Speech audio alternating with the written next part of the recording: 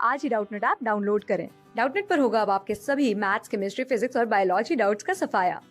बस अपने क्वेश्चन की फोटो खींचो, उसे क्रॉप करो और तुरंत वीडियो सोल्यूशन पाओ। Download now. इस क्वेश्चन हमें C3H8 के लिए इंथैल्पी ऑफ फॉर्मेशन दे रखी है एंड C4H10 के लिए इंथैल्पी ऑफ फॉर्मेशन दे रखी है, और हमें दे रखा है कि जो कार्बन है सॉलिड फॉर्म से गैसियस फॉर्म में जाएगा तो कितनी एनर्जी एब्जॉर्ब करेगा, और साथ में हमें enthalpy of formation of hydrogen atom की दे रखी है। ओके, तो बेसिकली हमें बताना है कि इन चार ऑप्शंस में से कौन कौन से ऑप्शंस क्या होंगे, ट्रू होंगे। तो बेसिकली हमें बॉन्ड एनर्जीज कैलकुलेट करनी है डिफरेंट बॉन्ड्स के लिए, CH बॉन्ड के लिए, CC बॉन्ड के लिए, HH बॉन्ड के लिए। तो यहाँ पे enthalpy of heat of formation of hydrogen atom कितनी है हमारी 218 है, तो bond energy of hydrogen atom कितनी हो जाएगी, तो उसके इक्वल होगी। तो ये थर्ड ऑप्शन हमारा ट्रू हो जाएगा, तो फोर्थ ऑप्शन क्या हो जाएगा, फॉल्स हो जाएगा। ओके, क्योंकि यहाँ पे जो हीट ऑफ फॉर्मेशन हाइड्रोजन कैसे फॉर्म होगा, H2 है हमारा, तो ये क्या हो जाएगा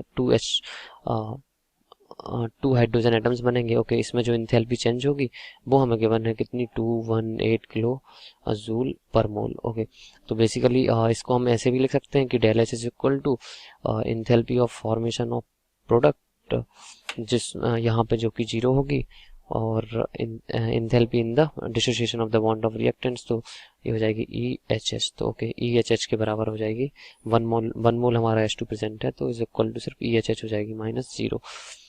तो जो डेल एच हमारे पास कितना है 218, तो EHH हो जाएगी हमारी 218 किलो जूल पर मोल। ओके, तो यहाँ से हमारी हाइड्रोजन बॉन्ड की एनर्जी निकल के आएगी 218।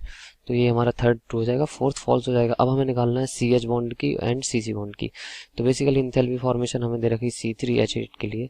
सो C3H8 कैसे फॉर्म होगा, 3 कार्बन सॉलिड फॉर्म में, यहाँ पे हाइड्रोजन मॉलिक्यूल लेंगे H2, तो ये 8 बना रहा है, तो C3H8 1 मोल, ये हमारा फॉर्म हो गया। इसमें इंथैल्पी जितनी हमारी चेंज हो रही है वो हमें दे रखी है -85 किलो जूल पर मोल। ओके, ये दे रखी है। तो यहाँ पे हमें निकालना है कि energy of CH bond and CC bond के लिए क्या होगी। तो बेसिकली हम मान लेते हैं कि एनर्जी फॉर जो हमारी कौन सी CC बॉन्ड है इसके लिए X है, और एनर्जी फॉर जो हमारी CH बॉन्ड है इसके लिए क्या है, Y है। तो बेसिकली हमें XY कैलकुलेट करना है। ओके, तो अभी देखते हैं इसको कैसे कैलकुलेट करेंगे। और जो हमें कार्बन सॉलिड से यहाँ पे हमें दे रखा है, कार्बन अगर सॉलिड फॉर्म में है, ये गैसियस फॉर्म में कन्वर्ट होता है, तो जो एनर्जी एब्जॉर्ब होती है वो किसके बराबर है, 718 किलो जूल पर मोल। हो गए, इतनी एनर्जी एब्जॉर्ब होती है। तो जो सेकेंड रिएक्शन हमें गिवन है वो क्या है, C4H10 फॉर्मेशन के लिए, तो 4 moles of the carbon atom होंगे प्लस 10 हाइड्रो सॉरी, यहाँ पे कितने होंगे हमारे पास 5 होंगे, तो यहाँ पे हम 5 मॉलिक्यूल्स ऑफ हाइड्रोजन ये हो जाएंगे, और ये बनाएगा हमारा C4H10। इसमें जो इंथैल्पी चेंज हो रही है वो हमें दे रखी 104 किलो जूल। ओके, ठीक है, पर मोल। तो अब हमें बताना है कि इस इन इंथैल्पीज को हम और कैसे लिख सकते हैं। तो ये क्या है, रिएक्शन 1, ये क्या है रिएक्शन 2। तो रिएक्शन 1 की जो इंथैल्पी है उसको दे देते हैं हम डेल H1, और उसको दे देते हैं डेल H2। तो यहाँ पे डेल H1 को हम ना एनर्जी ऑफ बॉन्ड्स के टर्म में कैसे लिख सकते हैं, यहाँ पे del H1 is equal to होता है bond energy for bond dissociation, जो बॉन्ड्स डिसोशिएट होंगी, ओके, उसके लिए, plus bond energy for bond formation, और जो बॉन्ड फॉर्मेशन होती हैं वो हमारी क्या होती है, उसमें एनर्जी रिलीज होती है, तो इसका साइन क्या आएगा हमारा, नेगेटिव साइन आएगा। और जिसमें बॉन्ड डिसोशिएट होती है तो उसमें एनर्जी एब्जॉर्ब होती है, तो उसके लिए पॉजिटिव साइन आएगा। तो यहाँ पे डेल H1 हमारा जो निकल के आएगा वो क्या होगा, बॉन्ड डिसोसिएशन, फर्स्ट में जो बॉन्ड डिसोशिएट हो रही है, तो पहले तो हाइड्रोजन कितने 4 मॉलिक्यूल्स हमारे, यस 4 मॉलिक्यूल्स ऑफ हाइड्रोजन है, तो 4HEHH। ओके, प्लस कितने 3 मोल्स हमारे कार्बन 3। तो जो कार्बन सॉलिड फॉर्म से कार्बन गैसियस फॉर्म में जाएगा, उसके लिए जो एनर्जी एब्जॉर्ब होगी उसको हम प्लस कर देंगे। Okay, minus bond dissociate bond formation में जितनी एनर्जी लगेगी, तो यहाँ पे कितनी 8 बॉन्ड्स जो फॉर्म हो रही हैं वो हमारी 8 into energy of CH bond की हैं, और हमारे 3 कार्बन एटम हैं तो +2 जो है हमारी वो CC बॉन्ड्स फॉर्म होगी।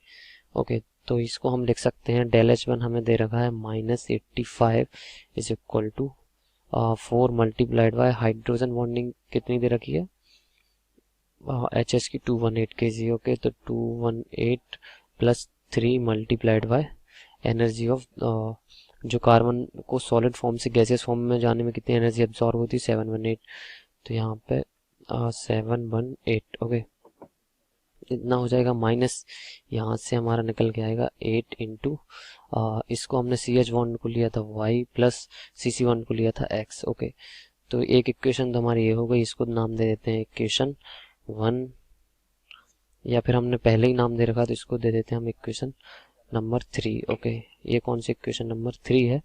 अब ऐसे ही हम डेल H2 के लिए भी लिख सकते हैं कि del H2 is equal to क्या होगी 1 डिसोसिएशन में कौन सी होगी यहाँ पे 5 multiplied by hydrogen H2 molecules हमारे पास 5 मोल प्रेजेंट है, तो 5 मल्टीप्लाई कर देंगे plus 4 moles of EC solid से गैसेस जाने के लिए जो एनर्जी एब्जॉर्ब होगी, माइनस यहाँ पे 10 बॉन्ड जो बनेंगी हमारी CH बॉन्ड बनेंगी, प्लस जो 3 बॉन्ड्स होंगी वो हमारी कौन सी होंगी CC बॉन्ड्स होंगी। ओके, तो यहाँ पे हम रख सकते हैं डेल H2 -104 है, और यहाँ पे 5 multiplied by 218 plus 4 multiplied bye ये कितनी थी 718, और यहाँ पे है हो जाएगा हमारा 10Y + 3X। ओके, तो बेसिकली इसको हम सॉल्व करेंगे, इसको नाम दे देते हैं इक्वेशन 4।